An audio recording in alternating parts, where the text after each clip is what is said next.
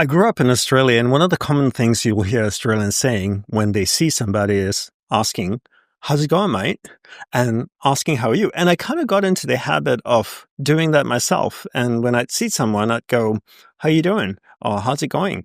And over the years, I've realized that if you ask somebody, "How are you?"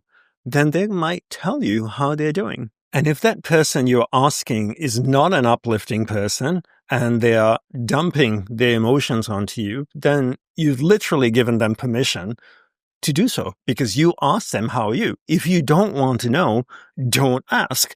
But it's so often we can get into a habit pattern of saying things, asking things out of habit rather than being conscious about what we're asking.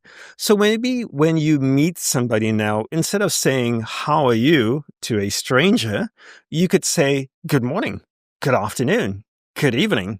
Isn't it a beautiful day here?" It is. Look, the sun's out. It's lovely out here. A little humid, but good.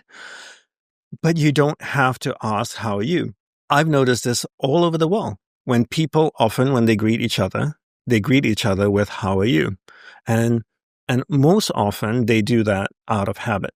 So what's the takeaway here? The takeaway is here, let's be conscious about what we're saying when we meet somebody and what we're asking as well.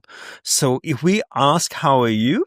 then you've given that person permission to respond fully in whatever way they choose to. And you should be prepared to hear everything. Now, if you don't want to hear all of that, then change your question or change your statement. Reply with something very neutral, but being sincere and kind and uplifting at the same time as well. Like with the statement of good morning or good afternoon, for example. So be conscious about what you're saying. Be conscious about what you're asking whenever you interact with someone. It'll help you preserve your energy and take that preserved energy and channel it to who and what matters in your life.